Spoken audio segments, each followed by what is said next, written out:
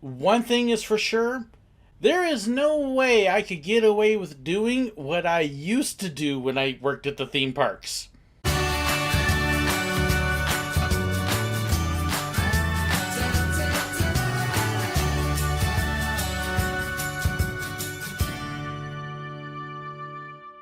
I loved my time at the parks. It was so much fun. When I came in, I got to essentially put on a persona, a version of me, and play with it. With the way our society is today, there's no way I could do a lot of what I used to do or get away with some of what I did. And it's not because I did anything wrong. With all of my jobs at the theme parks, at Busch Gardens driving Rhino Rally, at Disney as a photographer, and at Silver Dollar City as a train robber and a conductor. In every single case, when I went into work, I kind of put on a persona. I took on an acting role, in essence. And while it was still me out there doing the job, I definitely accentuated and highlighted certain parts of my personality that would fit in much better with the job. My family growing up was a lot of teasing, in a good way. You knew that you were in good terms and people liked you if they were teasing you. That's just kind of how we related. And so I brought a lot of that into my jobs, put it into my personalities and personas, and used them as part of the job. Rhino Rally was kind of built around a lot of wisecracking, bad jokes, and teasing to begin with anyways. And we would put a navigator in there who we would then blame for everything. And we, in some cases, really kind of treated these poor navigators rough.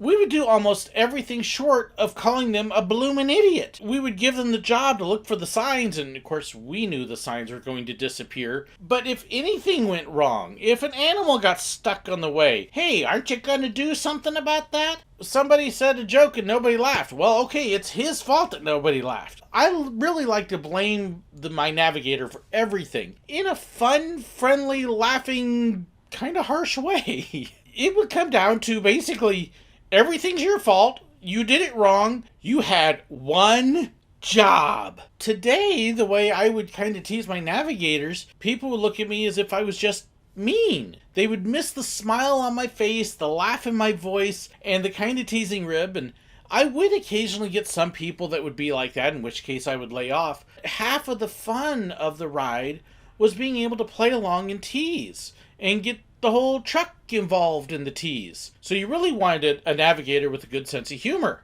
Some of what we would do just wouldn't fly now. Let's face it, people today just get offended way too easily. That really showed up even at the train. Boy, did it show up at the train. My conductor in the train was a bit of a snarky personality. He had his job. Look, I've got to take care of everything, get the train out on time, do this. Don't mess with my job. Now, my job meant taking care of my cargo, which was the passengers, the ones waiting in the station. So I would take care of them. In between trains, I would play, I would laugh and joke. My main job is the safety. I would jokingly make that clear, as well as kind of add in a little bit of a hillbilly-ish, old-time attitude from 150 years ago, which meant I was, kind of an old, crusty curmudgeon, even though I wasn't that old. A lot of us on the train kind of played that persona, and it gave us a lot of leeway to be able to have a lot of fun with the guests. And the guests would actually eat this up. They would come in and they would very deliberately ask us dumb questions just to watch our responses, because they knew we were going to come out with something really snarky and stupid and insulting. Hey, is this the train? No, this is the station. The train's out there. Or, what time's the train get back? When it's done. How long is the train trip? One time around? And we had a whole slew of dumb answers for silly questions.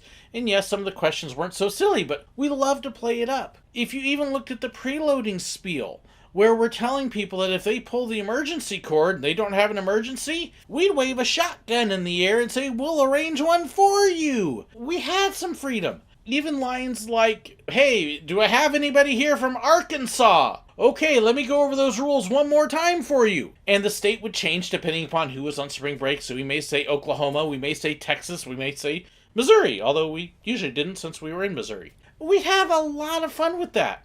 Can't do that anymore. Now they're going to look at us and go, are you calling me stupid? Well, since you're getting upset over a joke that really had nothing behind it. Even to the reasons that we gave for stopping the train. The original train script, the robbers would stop the train and tell the conductor, "What's the big idea of stopping my train out here in the middle of nowhere?" "Well, you just settle down. We stopped your train to warn you." "Warn me about what?" "Indians!" "Indians?" "Oh, yes, sir. Up around the bend. You got 9 of the biggest, ugliest looking Indians you never did see. They all got huge hickory war clubs, and they're swinging and swatting and everything. They just can't hit much." "Why is that?" "They're Cleveland Indians." Well, then people started getting very upset and claiming racism and everything.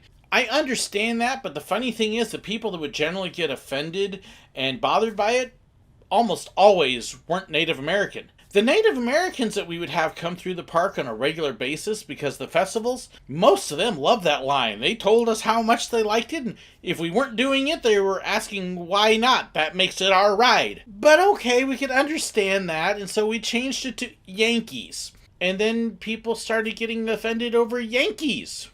Really? Come on now. The train also used to have a couple of little innuendo-ish lines. The robbers, and trying not to get shot, would look for their ma on the train, and they would deliberately pick out a woman who very obviously wasn't their ma. The idea was to also pick a woman who had a gentleman sitting next to her. Did you recognize Mom without a beard? I recognize that smirk anywhere. Ma! Ma, it's so good to see you. You look 20 years younger without the beard. Come on. At least. At least. Oh, you did. So did Winky. Now, Mom, when'd you get out of jail, though? Oh, just a couple days ago. Couple days ago. I think this lady's serious. Hey, you're just not in here. Where you been since you got out? I had to pick this guy. No. Family show, lady. Come on. Mom, you gotta be more careful. You know what happened last time you busted out of jail? You didn't come straight home. What happened? Ralph happened. Don't you get up here, Ralph? I might have been the right answer. You two leave that nice lady alone. Hey, you watch your tongue, mister. That ain't a nice lady. That's our mom. Yeah. So first off, you've got the robbers implying it's their ma when it's not, and so, you know, that was funny. Most people laughed. And then the closing line was, Ma'am, I don't mean to embarrass you any more than these two scalawags just did. But I do have to ask, do you claim them as your boys? Yes or no? No hesitation. You little booger. Wait a minute. I can tell you why she didn't claim us. I can too. That's not your mom. That's right. What? No. She's embarrassed. Well, you just pulled what she got to be embarrassed about. Well, you see that shady look in her eyes? I see it. That big smile on her grin? She's a happy lady. She ought to be. The old goat sitting next to her. That ain't Oh, yes, it is. That's it. I'm going to shoot you a bowling. Run. there were people that would get offended because we were basically making Ma out to be a not very proper lady. Which, okay, if you look at the robbers, they're not very proper anyways.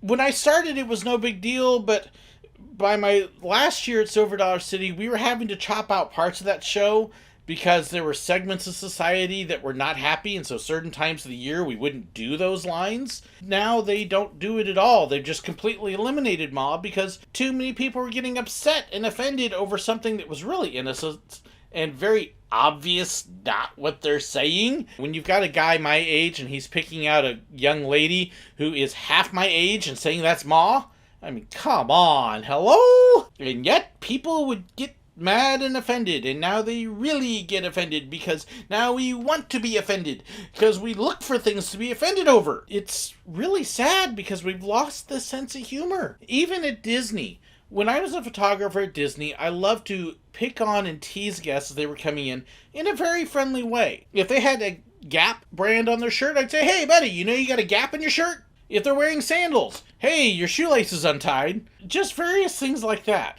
And yet now there's people that look at that and go, really? Why are you picking on me? You're being mean. But it gets even worse. I was friendly as a photographer. I generally didn't have too much to tease them about, unless they were wearing one of the Donald Duck hats from PhilharMagic, which was basically Donald's back end sitting on their head.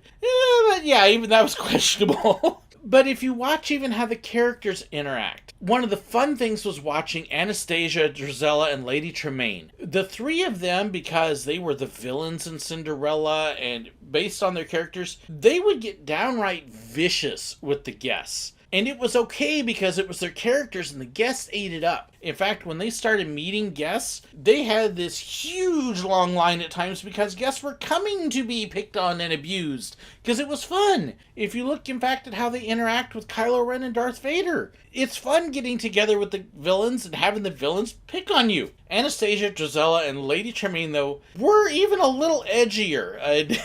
They were hysterically funny because they, at times, were so mean. Well, the last few times I've seen them, I watched them at Walt Disney World last trip, and then I saw them again at Disneyland, and all of a sudden they're sweet and nice and friendly, and I'm just like, this isn't them. What happened? Well, what happened is people got too upset and offended over stuff that they shouldn't have been offended about, and the character isn't even allowed to be who the character is.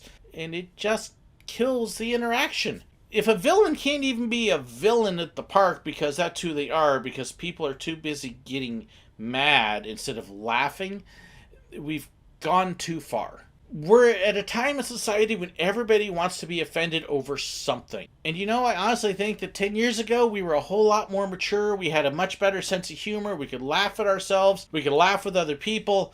And now, I miss those days.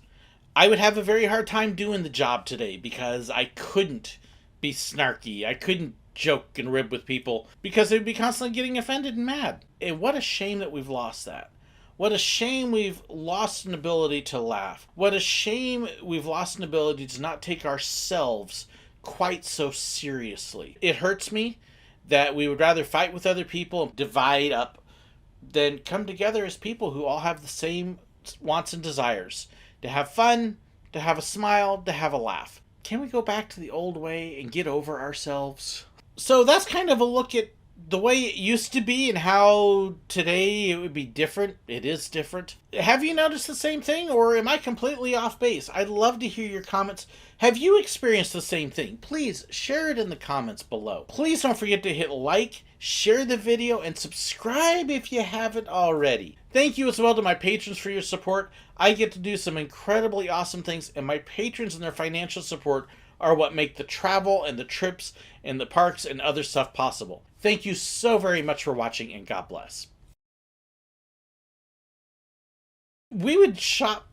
We would do almost everything. We would shop. Yeah, let's go shopping.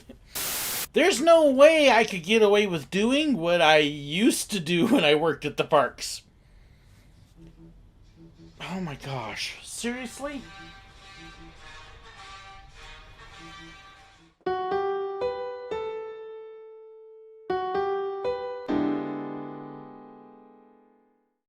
If you'd like to know about my merchandise, fan pages, and more, be sure to check the description below.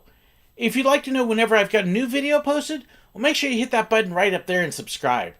If you'd like to watch another one of my videos, I've got a great one for you right here. And if you'd like to be like these wonderful people here and support me financially on Patreon, well, make sure you check the link right there. There's even some extra perks for them. Thank you so much, and God bless.